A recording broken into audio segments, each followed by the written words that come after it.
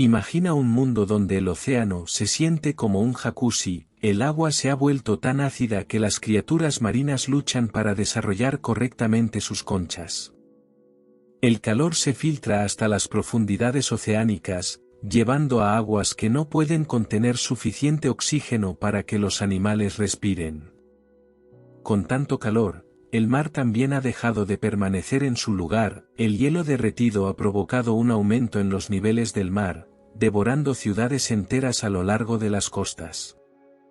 El agua se vierte en los sistemas de alcantarillado y llena el océano con años de excrementos acumulados, alimentando mareas rojas peligrosas de algas tóxicas, y eso es solo el principio de los horrores.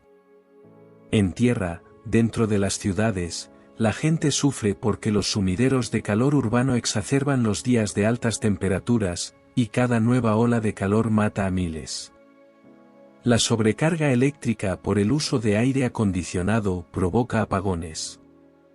Las personas se ahogan regularmente durante el verano, buscando una manera de escapar del calor sofocante actual. Nuestros cuerpos no están adaptados para manejar un estrés térmico tan tremendo. Esporádicamente, este calor sobrepasa las juntas de expansión en puentes antiguos, causando problemas estructurales que los hacen demasiado peligrosos para cruzar. Con el tiempo, las altas temperaturas en ambientes urbanos también penetran los sistemas subterráneos, dañando cimientos y convirtiendo las aguas subterráneas en criaderos pútridos para microbios. Incluso en altitudes más elevadas, el clima ligeramente más fresco aún golpea edificios y carreteras con patrones de precipitación cambiados y una mayor severidad de tormentas. Los deslaves y las inundaciones de carreteras se vuelven más comunes a medida que el paisaje se ajusta. Los incendios de verano se convierten en incendios de otoño, que se vuelven anuales, llenando nuestros cielos de humo que causa daño pulmonar permanente en amplios sectores de la población. Aunque estos incendios no son perpetuos, son el golpe de gracia final para nuestros biomas actuales. Con los cambios de temperatura y precipitación, nuestros bosques se ven rápidamente superados y pierden terreno ante entornos más resistentes al fuego. Incluso pequeños cambios de temperatura pueden tener grandes consecuencias, pero, ¿qué significarían esas consecuencias para la vida en la Tierra? ¿Podríamos sobrevivir en un mundo donde nuestra propia infraestructura comenzara a desmoronarse alrededor nuestro?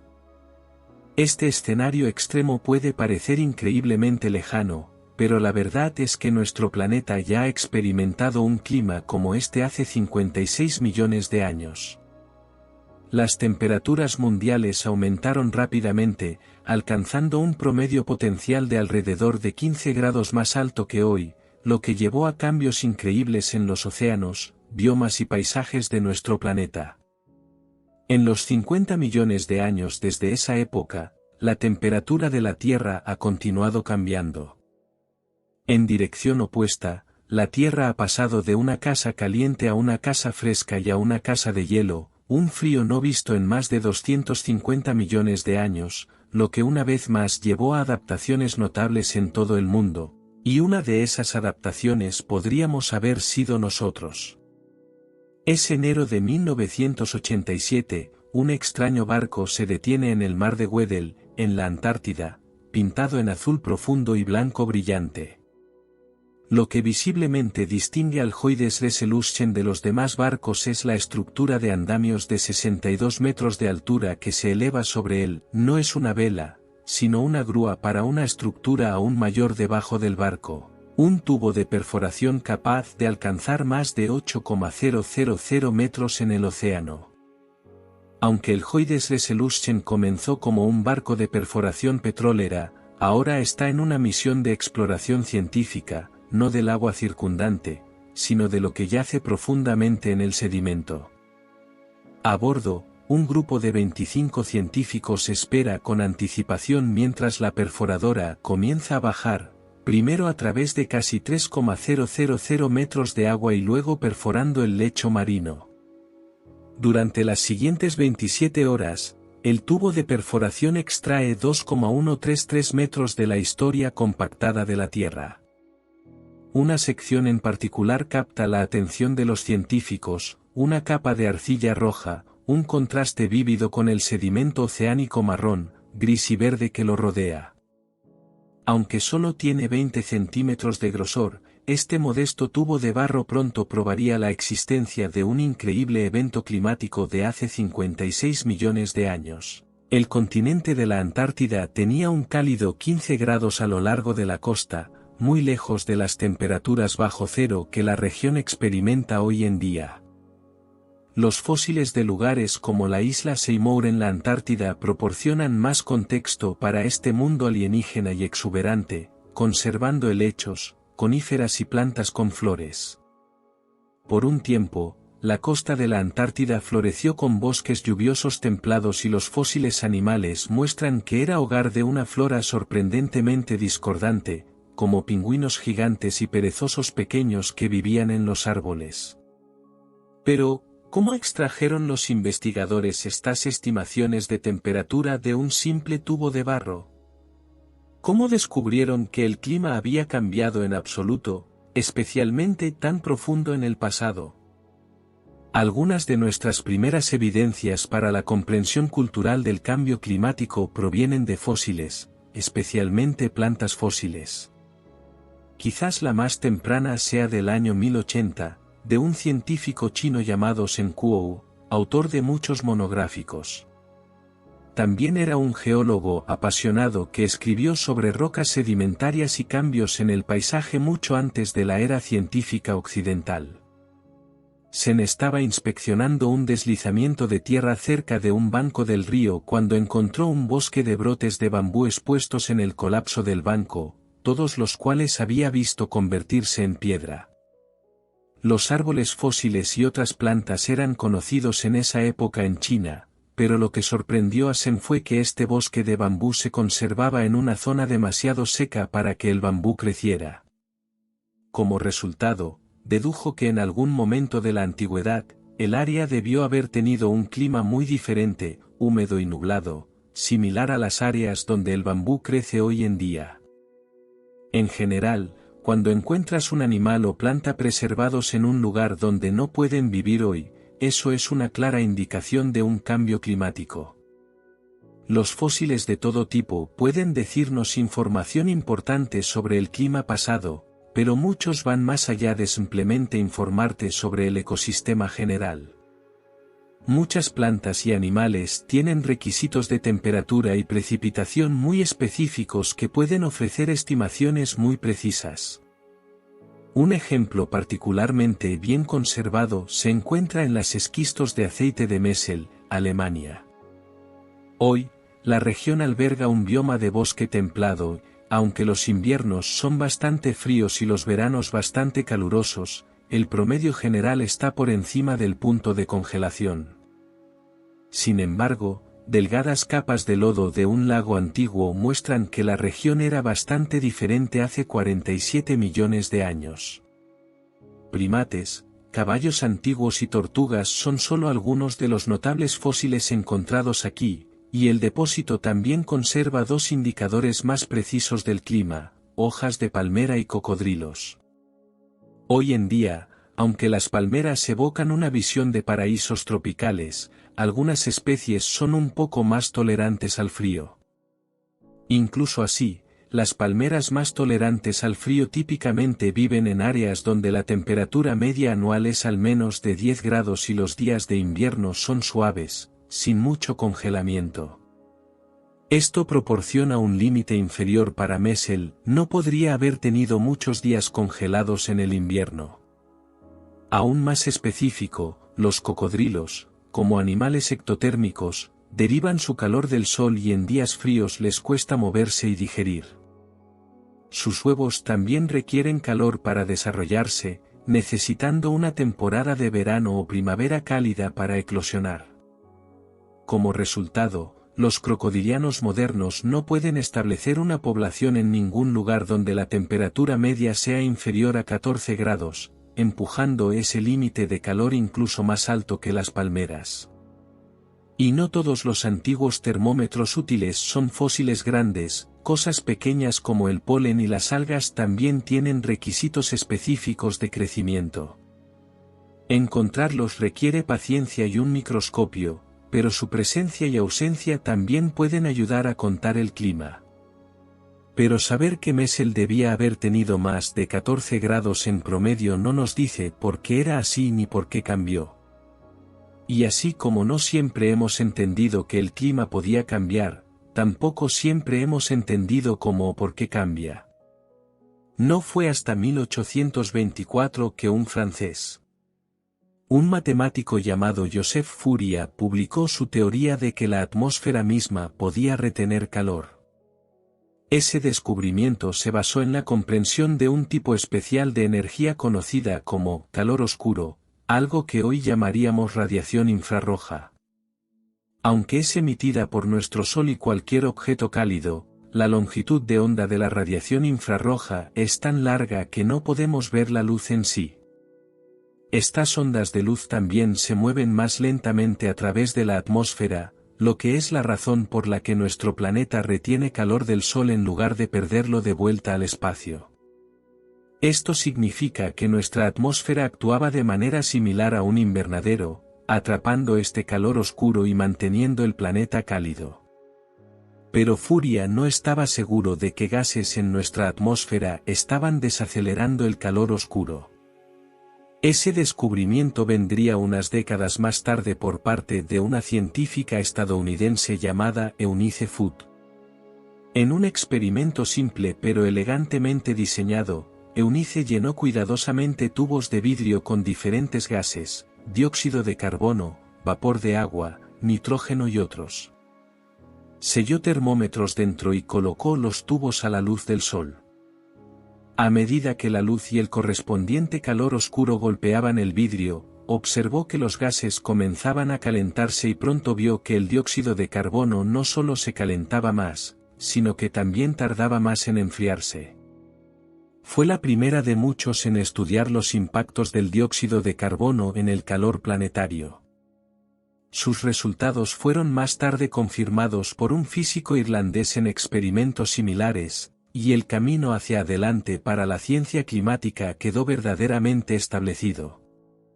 El dióxido de carbono o CO2 es un gas que retiene calor enormemente influyente en nuestra atmósfera, tanto es así que podemos usarlo como un termómetro para climas pasados. Más CO2 significa que ese periodo de tiempo era más cálido, menos significa que no lo era. Los científicos han reconstruido atmósferas pasadas de hasta 800,000 años usando burbujas de aire preservadas en núcleos de hielo de Groenlandia y la Antártida. Pero Groenlandia y la Antártida no siempre han tenido hielo. Para mirar más profundamente, necesitamos un proxy, algo que nos muestre las concentraciones de CO2 incluso si no conserva el dióxido de carbono en sí. Las hojas intercambian gases usando pequeños agujeros en la superficie inferior. Cuando hay mucho dióxido de carbono, las plantas respiran fácilmente, por lo tanto, sus hojas tienen menos agujeros. Cuando el dióxido de carbono es bajo, las hojas tienen que compensar, y como resultado, solo mirando los agujeros en fósiles de hojas bien conservados podemos saber cómo era el CO2 en el pasado. Pero la forma más común de medir el CO2 es mirar el carbono en sí, que se puede encontrar fosilizado en las células de las plantas. Las plantas prefieren respirar carbono 12, la forma más común de carbono en nuestra atmósfera, pero en tiempos de bajo carbono atmosférico serán menos selectivas y comenzarán a absorber más carbono 13, el isótopo más pesado y torpe. Así, es posible reconstruir cuánto dióxido de carbono había en la atmósfera cuando se miden estas cantidades en fósiles de plantas. Usando estos y otros métodos proxy, los científicos han podido armar un registro bastante bueno del dióxido de carbono atmosférico de los últimos 500 millones de años, por lo tanto, una imagen bastante clara del clima de la Tierra. La historia contada por estos datos es una de muchos climas diferentes a lo largo del tiempo, El mundo ha oscilado entre climas de casa caliente con alto carbono y climas de casa de hielo con cantidades mucho menores. Hace 500 millones de años, los océanos del mundo eran cálidos y templados, proporcionando un suave útero para una explosión de vida multicelular. Pero con el tiempo, la nueva vida y la geología cambiante lentamente redujeron el carbono en el aire hasta que una caída repentina e inesperada en el Ordovícico envió al mundo a una casa de hielo glaciar y un evento de extinción masiva. Aunque esto se recuperó, ya que los glaciares cortaron los procesos de secuestro de carbono que los habían causado en primer lugar, haciendo que el carbono volviera a ser común en la atmósfera, solo fue por un corto tiempo. Hace 350 millones de años, la vida vegetal misma envió al mundo girando desde un clima cálido a las profundidades de otra edad de hielo. Las plantas terrestres primitivas comenzaron a expandirse, llevando eventualmente a masivos bosques pantanosos. Estas plantas extrajeron CO2 del aire, pero cuando morían, las bacterias no lograban descomponerlas completamente. En cambio, mucho del carbono permaneció encerrado en troncos y material vegetal, que eventualmente sería comprimido en carbón. Este desplome desencadenó otro periodo glaciar al comienzo del Pérmico, que solo terminó cuando las erupciones volcánicas a través de esos mismos depósitos de carbón llenaron la atmósfera de nuevo de CO2. Así, hace unos 200 millones de años, el clima comenzó a calentarse a un ritmo más lento y menos dramático, con oscilaciones menores de 1 grado o 2 en lugar de 10 o más. Esta tendencia continuó a lo largo de la era de los dinosaurios, un aumento gradual con desviaciones menores. Para cuando comenzó el Cenozoico hace 65 millones de años, la Tierra aún era mucho más cálida de lo que es hoy, lo que llevó a animales y plantas tropicales en lugares que uno no esperaría. Hace 75 millones de años, partes de nuestro planeta eran verdaderamente alienígenas. Aquí, en lo que un día se llamará la Formación Prince Creek, el crepúsculo bajo apenas se filtra a través del dosel de agujas de pino y árboles de ginkgo. Sin perturbarse por las sombras, un gran herbívoro se mueve entre la maleza buscando un lugar de anidación. Este porta, como otros dinosaurios ceratopsianos, coronado con 2 cuernos extraños similares a los de un alce. La nieve se retira y la luz del día se alarga un poco más y se vuelve un poco más brillante cada día, mientras el polo norte se inclina nuevamente hacia el calor del sol. Los largos días de oscuridad del invierno están terminando y la primavera de Alaska está a la vuelta de la esquina. Dinosaurios como el Pachyrhinosaurus deben poner sus huevos pronto para que puedan capturar suficiente calor para eclosionar, pero este emocionado dinosaurio no está perdido ni varado en este mundo nocturno. Notablemente, ella y otros como ella eran residentes permanentes aquí, al norte del Círculo Ártico. Aunque los inviernos no eran tan severos en el Cretácico, el Círculo Ártico sigue siendo el Círculo Ártico, y los científicos de hoy aún no saben completamente cómo estos herbívoros sobrevivieron periodos de oscuridad completa. Simplemente sabemos que lo hicieron, pues encontramos huesos de crías y adultos por igual en localidades fósiles desde Alaska hasta Siberia. Por otro lado, los carnívoros tienen una explicación más sencilla. La mayoría de los dinosaurios terópodos polares eran más pequeños y uno en particular parecía prosperar, el truden, un pequeño dinosaurio carnívoro conocido principalmente de América del Norte. Hay más fósiles de truden encontrados en Alaska que en otros lugares más bajos de los Estados Unidos, lo que sugiere que este terópodo no solo estaba soportando el norte polar, sino prosperando de una manera que no podía en otros lugares. Esto puede deberse en parte a sus enormes ojos, que le habrían dado una excelente visión nocturna, algo que sin duda fue útil durante los muchos días de oscuridad. Pero el frío era menos preocupante en el Cretácico.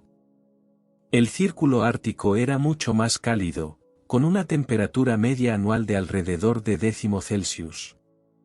Esto, por supuesto, todavía estaba lejos del clima tropical que la mayoría imagina para los dinosaurios y aún lo suficientemente frío como para que no se hayan encontrado aún anfibios o reptiles de sangre fría como tortugas o serpientes. En cambio, el ambiente se describe mejor como templado, algo suave y fresco. Aunque la presencia de un ambiente templado en lo que ahora es tundra es sorprendente, no es tan extraño como lo que sucedió en el Ártico solo 20 millones de años más tarde, cuando se volvió aún más cálido durante el Eoceno temprano, hace unos 55 millones de años. Las temperaturas continuaron subiendo lentamente y, a medida que lo hacían, los ecosistemas del mundo se adaptaron y cambiaron. Los bosques lluviosos tropicales y subtropicales se expandieron hacia el norte, alejándose de un ecuador ahora demasiado caliente y hacia zonas que permanecían habitables.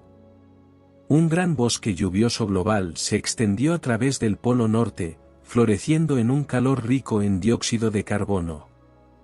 Estanques y ríos eran el hogar de hipopótamos y padodontes como Coridon, que trabajaba para evadir a los caimanes acechantes, mientras hormigas masivas de 5 centímetros de largo marchaban a través de estos bosques, cruzando puentes de tierra donde Europa y América del Norte se tocaban. Las suaves temperaturas invernales y las altas temperaturas veraniegas evaporaban enormes nubes de lluvia, alimentando el crecimiento de la selva subtropical y los manglares a lo largo de la costa. Esta era una verdadera tierra de invernadero, con los polos alcanzando una media de entre 16 y 21 grados, comparable a lugares como Zambia y el sur de China. Sin embargo, estos invernaderos no eran paraísos selváticos completamente. Mientras que la vida vegetal podía florecer en el Ártico, era una migración, no una expansión sin fin. El propio Ecuador era casi inhabitable, con promedios de 40 a 50 grados C. También es importante recordar, por supuesto, que estos son promedios, no mínimos ni, importante, máximos. Los veranos habrían sido aún más calurosos que el promedio ecuatorial ya infernal de la época. Uno de los primeros primates verdaderos conocidos es Tiena, un pequeño primate similar a Taral, cuyos fósiles ayudan a unir la verdadera extensión de las selvas tropicales árticas del invernadero. Se encuentra en Asia, Europa y América del Norte casi simultáneamente.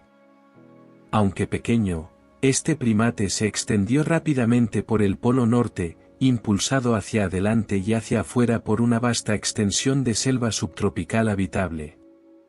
Tiena aparece en el registro fósil durante un periodo de calor especialmente extremo conocido como el máximo térmico del Paleoceno-Eoceno, hace unos 55.2 millones de años. Una Tierra ya cálida experimentó aún mayor calor, enviando las temperaturas oceánicas a dispararse. De hecho, este extraño evento es lo que el Hoydes Resolution descubrió, inmortalizado en esa capa rojiza en el barro. Y ahora, el análisis del carbono isotópico nos muestra que las temperaturas aumentaron de 5 a 8 grados C por encima de una base ya cálida, escalando y alcanzando su pico antes de volver a la normalidad en unos 200,000 años, un parpadeo geológico. La causa fue una liberación increíblemente grande de carbono en el aire durante casi 20,000 años. Este evento cambió dramáticamente el clima del mundo, pero solo por un tiempo. Nuestro planeta siempre está en flujo, geológica y biológicamente, y la tendencia de calentamiento suave que comenzó hace casi 200 millones de años pronto cambiaría a medida que nuestro mundo ocupado comenzara a reabsorber el exceso. La evolución impulsó cambios adicionales a medida que nuestro planeta eventualmente transitaba hacia un ambiente más frío, y un cambio particularmente importante fue la evolución de una planta que ahora damos por sentado, la hierba. La hierba es engañosamente simple, sus hojas contienen microscópicas partículas de sílice que desgastan los dientes de aquellos lo suficientemente tontos como para comerla regularmente, puede regenerarse rápidamente desde cerca de sus raíces, lo que le permite recuperarse rápidamente tanto de los pastoreos como de los incendios. También es dispersada por el viento, por lo que no depende de los animales para transportar su polen. Las primeras gramíneas aparecieron en nuestro registro fósil durante el Cretácico, pero realmente comenzaron a brillar en la era de los mamíferos. Después de todo, pisotear puede matar árboles y arbustos, pero no destruye la hierba, y en el clima fresco, las gramíneas se apoderaron de los biomas del mundo. Se extendieron rápidamente y comenzaron a formar las primeras praderas, ecosistemas abiertos que cambiaron la forma en que vivían los animales. Animales de pastoreo como los caballos evolucionaron dientes más largos para lidiar con las hojas cargadas de sílice en ambientes abiertos. Los herbívoros luchan por esconderse de los depredadores, por lo que también evolucionaron, algunos, como los caballos, desarrollaron patas más largas y fuertes para alejarse rápidamente de sus presas, mientras que otros se escondían en grandes manadas, lo que a su vez llevó a la formación de manadas de carnívoros en respuesta. Si es difícil imaginar un mundo sin hierba y animales corriendo, es porque las praderas reescribieron las reglas de supervivencia. Y en África, la patria de nuestra historia, la hierba y un clima más fresco continúan cambiando todo. Hoy, África está dividida en vastas regiones de diferentes biomas. El centro del continente es hogar de una densa selva tropical que se extiende hacia afuera desde estos corazones selváticos hacia las vastas sabanas y praderas, con los grandes desiertos al norte. Pero la fuerte regionalidad de los biomas de África no siempre ha sido tan clara. Si bien siempre ha sido un continente cálido, los ambientes del África de hoy están en gran medida dictados por la precipitación. De hecho, hoy en día, los diferentes sistemas de monzones de África dictan dónde y cuánta lluvia caerá, pero las lluvias no siempre han sido tan previsiblemente uniformes. Hace 30 millones de años, África era un mosaico de diferentes ambientes, diversos tipos de bosques y praderas crecían en muchos lugares diferentes, cada uno dictado por el clima local en lugar de uno continuo. Nuestros ancestros, por lo tanto, habrían tenido fácil acceso a muchos entornos diferentes para explotar en lugar de vastas secciones de igualdad ecológica. Este era el mundo de primates como el Egyptopithecus, un pequeño primate arborícola. Egyptopithecus vivía en los manglares y bosques interiores de lo que ahora conocemos como Egipto, aunque más seco que los bosques lluviosos polares del Eoceno, los climas de África seguían siendo variados y muchos húmedos, pero no por mucho tiempo. Desde el Eoceno, las lluvias y el clima subsiguiente de África han estado cambiando extrañamente, lo cual ha sido causado no por dióxido de carbono, sino por cambios en otros continentes, específicamente en Eurache, hace unos 50 millones de años. El continente de la India colisionó con Asia y rompió el dominio de África. Estas dos placas tectónicas habían estado en conflicto durante bastante tiempo. Cuando las placas de nuestro planeta colisionan, se juega un colosal juego de piedra, papel o tijera. Las placas densas y pesadas pierden frente a las placas continentales más ligeras y se hunden bajo ellas para eventualmente fundirse y crear volcanes. La placa india inicialmente era una combinación de corteza oceánica densa y corteza continental ligera. Cuando Asia e India colisionaron inicialmente hace 80 millones de años, la placa india perdió graciosamente el encuentro y descendió. Pero cuando el trozo de la corteza continental de India se acercó a ese límite, la relación cambió de repente. Cada placa llevaba una corteza similarmente ligera, difícil de doblar o romper, lo que hacía difícil decidir un ganador, pero la dinámica agitada del manto terrestre continuó empujándolas juntas, incluso cuando ninguna placa era lo suficientemente densa como para descender bajo la otra. Esta igualdad de fuerzas y obstinación continúa hasta hoy y ha causado la formación de una cadena montañosa que llamamos los Himalayas, y es un testimonio de la lucha eterna de las dos placas por la dominancia. Sin embargo, El levantamiento de las montañas del Himalaya no estuvo exento de consecuencias. Sin volcanes en ese límite, se bombeó menos dióxido de carbono a la atmósfera y los propios Himalayas se alzaron altos, bloqueando y reorganizando patrones atmosféricos. Esto creó el monzón asiático, una corriente de circulación que ahora dicta la cantidad y el momento de las precipitaciones para una región increíblemente vasta del planeta. Se fueron los días de biomas de mosaico en África, y con el tiempo, las selvas tropicales africanas se replegaron a la región donde los monzones estacionales aún proporcionaban suficiente lluvia para sostenerlas. Las praderas se expandieron para explotar la ausencia de árboles, formando vastas sabanas. Nuestros ancestros primates tuvieron que decidir si seguir a estos bosques o, como muchos de ellos hicieron, adaptarse a vivir fuera de ellos. Imagina un día tan caliente que derrite la cera de las velas sin llama, envía el alquitrán hirviendo desde el asfalto y dobla y derrite las líneas de ferrocarril. Estas fueron las condiciones de una ola de calor en la costa del Atlántico Norte de América del Norte en 1911. Las temperaturas abrasadoras golpearon las ciudades costeras en julio y persistieron durante 11 días, estableciendo récords de temperatura mientras la población sufría. Casi 5,000 personas dormían en las calles por la noche tratando de escapar de los edificios que se convertían en hornos en ausencia de aire acondicionado.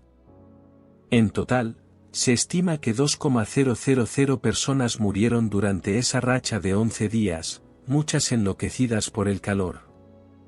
Nuestro mundo no siempre es fácil de habitar y, mientras que los humanos ahora se han expandido a todas las regiones de nuestro planeta, aún no siempre podemos manejar ciertas temperaturas.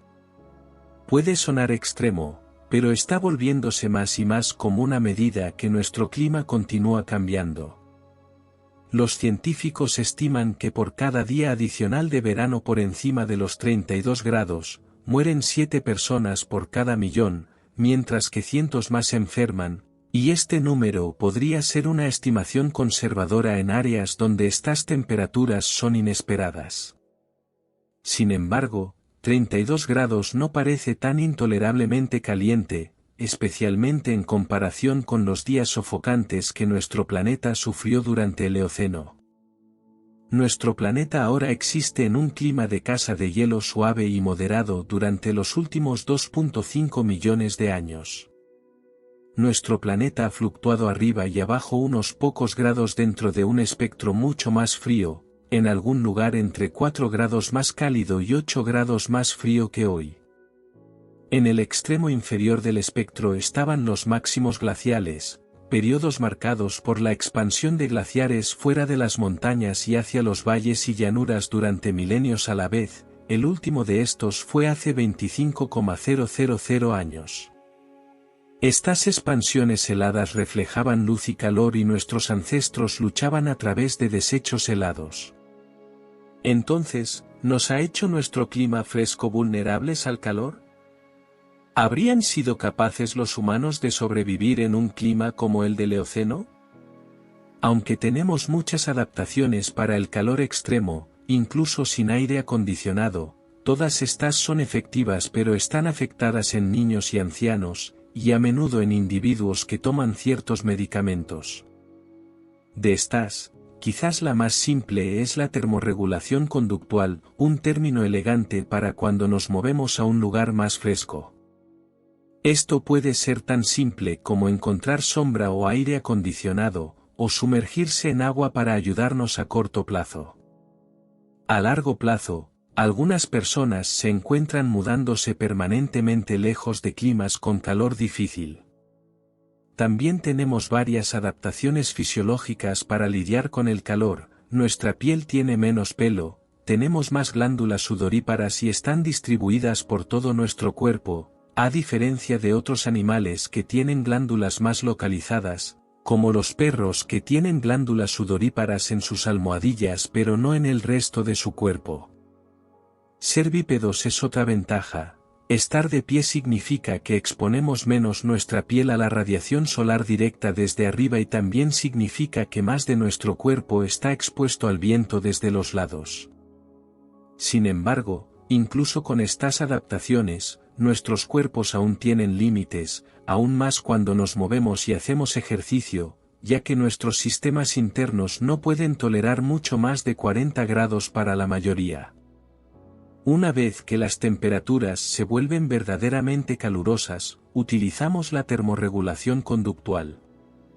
Para controlar nuestro termostato interno, se han realizado estudios que muestran qué sucede con nuestros cuerpos si no podemos hacerlo. Si no encontramos áreas para refrescarnos, nuestros cuerpos comienzan a apagarse, los músculos comienzan a calambres, especialmente en nuestras piernas y estómago. Sudamos, nos volvemos pálidos y nos enfriamos hasta que la deshidratación sobrepasa la efectividad de nuestro sistema de enfriamiento. Con menos agua en nuestro sistema, nuestra sangre se vuelve más difícil de bombear, nuestra presión arterial aumenta y nuestro corazón se acelera. Nuestra piel comienza a enrojecerse, nos volvemos delirantes y confundidos, a menudo increíblemente mareados o desmayándonos, y luego, potencialmente, morimos. Considerando que el planeta durante el máximo térmico del Paleoceno-Eoceno tenía promedios de 40 a 50 grados en algunas áreas, es razonable pensar que había lugares donde los humanos habrían sido completamente incapaces de vivir. Pero, por supuesto, como sabemos, las temperaturas se enfriarían. Entonces, ¿cómo influyó el cambio climático en el surgimiento de la humanidad? Uno de los problemas que enfrentan los humanos con las altas temperaturas es que somos de sangre caliente y no podemos apagar nuestro sistema de calefacción interno. Notablemente, no todos nuestros parientes primates están tan afectados. Animales como el lémur ratón son capaces de bajar o incluso apagar su calefacción interna. Esto significa que, a lo largo del día, las temperaturas corporales internas de un lémur ratón pueden variar entre 18 y 37 grados. Mientras tanto, en los humanos, consideramos hipertermia si nuestra temperatura corporal cae por debajo de solo 35 grados. Esta capacidad de apagar la calefacción en su cuerpo se conoce como torpor, y muchos primates pequeños parecen ser capaces de hacerlo. Pueden reducir sus tasas metabólicas en reposo, utilizando solo el calor de su entorno para mantenerse calientes, en lugar de desperdiciar energía para hacerlo ellos mismos. En un mundo de invernadero, es una adaptación increíblemente útil. Pero, por supuesto, nuestro mundo no fue un invernadero para siempre. A medida que el mundo se enfriaba, los hábitats en la cuna de la humanidad comenzaron a cambiar, se volvieron más abiertos y separados, y por lo tanto nuestros antepasados necesitaban poder viajar distancias mucho mayores con mucha más eficiencia. Esto pudo haber influido en la llegada de la adaptación característica de los primeros homínidos, una postura bípeda erguida. Caminar sobre dos piernas es significativamente más rápido y requiere menos energía que el tipo de movimiento cuadrúpedo que tenían inicialmente nuestros ancestros.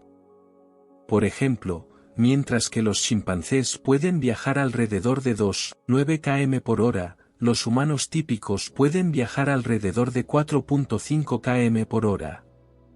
Ser más móviles significaba que podíamos aprovechar una variedad mucho mayor de hábitats que nuestros parientes cuadrúpedos, caminando entre ellos y utilizando recursos a medida que los encontrábamos. La mayoría de las especies de primates no humanos son arbóreas, manteniendo hábitos ancestrales que incluyen aferrarse y trepar entre los árboles, lo cual es beneficioso en áreas densamente forestadas donde los árboles proporcionan tanto alimento como protección. La especialización para vivir en ambientes boscosos y forestales, incluso menos han logrado sobrevivir fuera de los entornos tropicales, con muy pocos primates viviendo en latitudes o elevaciones más altas. Mientras que las bajas tasas metabólicas y el torpor pueden ser útiles en los ecosistemas, son mucho menos útiles para adaptarse al frío.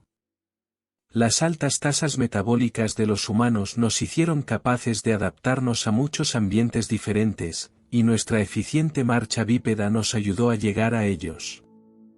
Las especies antiguas de homínidos se encuentran en muchos hábitats diferentes, por ejemplo, Ardipithecus ha sido encontrado tanto en ambientes forestales como en praderas arboladas.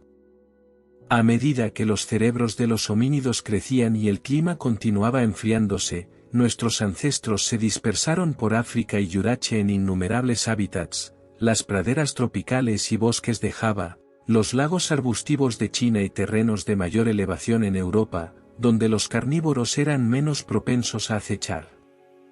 Hoy vivimos a lo largo de todo el planeta, desde el nivel del mar hasta miles de metros sobre él, en nieve, arena y lluvia monzónica. Nuestros cuerpos se adaptaron para la versatilidad y la variación en el hábitat, preparándonos para adaptarnos a muchos ecosistemas diferentes a medida que el clima continuaba enfriándose. Una vez que nos volvimos bípedos, muchas de las otras adaptaciones conductuales de la humanidad se hicieron mucho más fáciles. Nuestras manos quedaron libres para usar herramientas y llevar a nuestros hijos. Con herramientas, nos volvimos forrajeros más eficientes, lo que a su vez proporcionó la nutrición para sostener cerebros más grandes. De esta manera, los climas fríos y los ecosistemas divergentes parecen haber impulsado la evolución de los primates, alejándose de pequeños primates resistentes al calor atrapados en árboles, hacia las altas criaturas de cabeza grande y extendidas que son los humanos hoy en día. Por lo tanto, deberíamos estar agradecidos por nuestro clima de casa fresca mientras aún lo conservemos. Y así, está claro que el entorno cambiante afectó nuestro desarrollo, pero la pregunta sigue siendo, ¿por qué exactamente se enfrió nuestro clima desde su máximo en el Eoceno hace 56 millones de años? Nuestros ancestros habrían tenido una vista bastante impresionante sentados en su árbol favorito. Tal vez un antiguo Ardipithecus observaba a lo lejos y admiraba el florecimiento, una gruesa alfombra de verde cubría el agua, compuesta de millones de pequeños helechos mosquito. Estas plantas eran tan abundantes que hoy encontramos sus restos llenando núcleos de sedimentos del océano Ártico.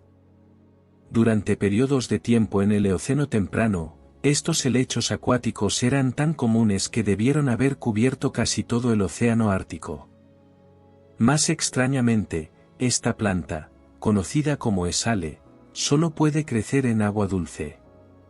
El océano Ártico era exuberante, cálido y de agua dulce, todo causado por dióxido de carbono. Hoy en día, nuestra atmósfera tiene mucho menos. En cambio, el carbono de nuestro planeta se almacena en otras áreas. De hecho, hay muchas cosas que pueden almacenar carbono, pantanos llenos de troncos que se impiden descomponer pueden haberlo absorbido durante el Carbonífero, los arrecifes de coral lo encapsulan en estructuras coloniales, y gran parte está almacenada por rocas, específicamente de las montañas del Himalaya.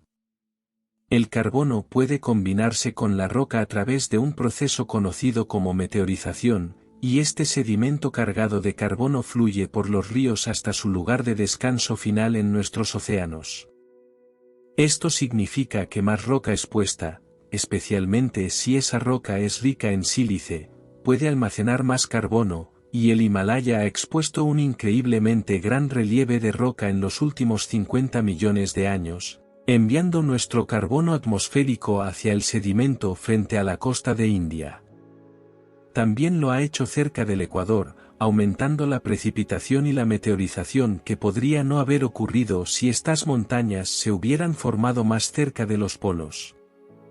Pero la mayoría de los científicos piensan que el Himalaya no cambió nuestra atmósfera entera por sí solo, probablemente tuvieron ayuda de otros sistemas de almacenamiento de carbono, incluyendo el agua oceánica misma. Durante el Eoceno, vemos muchos cambios extraños en nuestros océanos, uno de los más extraños es el cambio a agua dulce en el Ártico. Pasar de un océano salado a un lago sin sal significa que el océano Ártico debió haber estado en gran parte aislado y cerrado. Hoy en día, el océano Ártico circula con el resto del planeta a través de lugares como el estrecho de Bering entre Alaska y Rusia, y el mar de Groenlandia entre Groenlandia y Noruega. Sin embargo, durante el apogeo del Eoceno, la mayoría de estos pasajes faltaban, en cambio, había fondos oceánicos rígidos y más altos, lo que pudo haber ayudado a cerrar el Ártico y permitir que la Esale de agua dulce floreciera y creciera. Pero cerrar el océano Ártico no solo crea un extraño mar de agua dulce, cambia completamente el agua en otras partes del planeta también.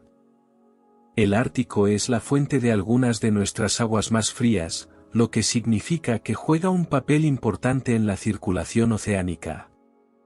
El agua fría del Ártico se hunde mientras que las aguas cálidas ecuatoriales suben, creando corrientes que mantienen las temperaturas oceánicas estables y aseguran que las aguas más profundas del océano permanezcan bastante frías. Las aguas frías también disuelven más gases, almacenando enormes cantidades de CO2 en aguas frías en las profundidades oceánicas. Pero sin la entrada del océano Ártico, los océanos del planeta se calentaron de manera más uniforme y almacenaron menos gases, ayudando a llevar al alto ambiente de CO2 que vemos durante el Eoceno. Sin embargo, este sistema es autorregulador, la Tierra que bloqueó. El Ártico estaba bloqueado solo por una barrera de cierta altura, y con más agua de deshielo y precipitación en el Ártico, y algunos cambios tectónicos también, eventualmente el océano Ártico desbordó sus orillas. Erosionó el anillo de rocas en los mares y estrechos que vemos hoy, retomando su papel en la regulación de la temperatura y el almacenamiento de CO2. Sabemos aproximadamente cuándo ocurrió esto debido a un helecho mosquito diminuto pero abundante, Esale, que domina los núcleos de sedimentos árticos desde hace 49 millones de años hasta hace 48.3 millones de años, cuando desaparece repentinamente. Esto señala el regreso de la sal al océano Ártico y la transición a nuestro clima global actual. Y este helecho tiene aún más misterios por resolver y quizás un papel más grande en nuestra actual crisis de carbono de lo que podríamos darnos cuenta. Mientras que todas las plantas consumen CO2, algunas consumen más que otras, y Esale es un consumidor voraz. De hecho, dado la cantidad que había en el Ártico, algunos científicos estiman que solo Esale podría haber eliminado entre 50 y 470 partes por millón de dióxido de carbono durante su predominio. Para ponerlo en contexto, en la actualidad hay alrededor de 418 partes por millón de dióxido de carbono en la atmósfera. Esta increíble capacidad de almacenamiento de carbono es la razón por la que algunos científicos están considerando el cultivo de Esale para ayudar a controlar nuestra actual crisis de carbono. Sin embargo, la línea de tiempo del Ártico no parece coincidir completamente con nuestro cambio planetario, por lo que no está completamente claro si la contribución de Esale a la reducción de CO2 fue al final real e importante, o simplemente un potencial no aprovechado. Al final, evaluar los factores contribuyentes de los cambios climáticos antiguos puede ser un asunto complicado. El carbono de la actividad volcánica pudo haber sido instrumental en crear el máximo de la casa caliente, pero erupciones posteriores podrían haber ayudado a enfriar nuestro planeta, así como a crear lluvia ácida. El dióxido de azufre puede contrarrestar algunos de los elementos calentadores del CO2 en nuestra atmósfera. Por lo tanto, considerar el clima en estas escalas grandiosas demuestra cuán cambiante puede ser nuestro planeta y nos recuerda la fragilidad de la vida. Con cada ascenso y descenso de la temperatura global, nuestro planeta se transforma en una nueva iteración única, los extremos polares se derriten y se reforman, las selvas tropicales migran arriba y abajo del globo, la jungla se convierte en desierto, todo está interconectado, la flora y la fauna, la atmósfera, los mares alrededor y los retumbos tectónicos debajo. Un cambio en solo un área puede hacer que innumerables especies desaparezcan en otra, mientras que otras toman su lugar y prosperan en este nuevo mundo. Y nosotros no somos la excepción. Sin la transformación de la Tierra de casa caliente a casa fría y a casa de hielo, nuestra historia ni siquiera habría comenzado. Has estado viendo toda la historia de la humanidad. No olvides darle me gusta, suscribirte y dejarnos un comentario para decirnos qué piensas. Gracias por ver el vídeo completo y nos vemos la próxima vez.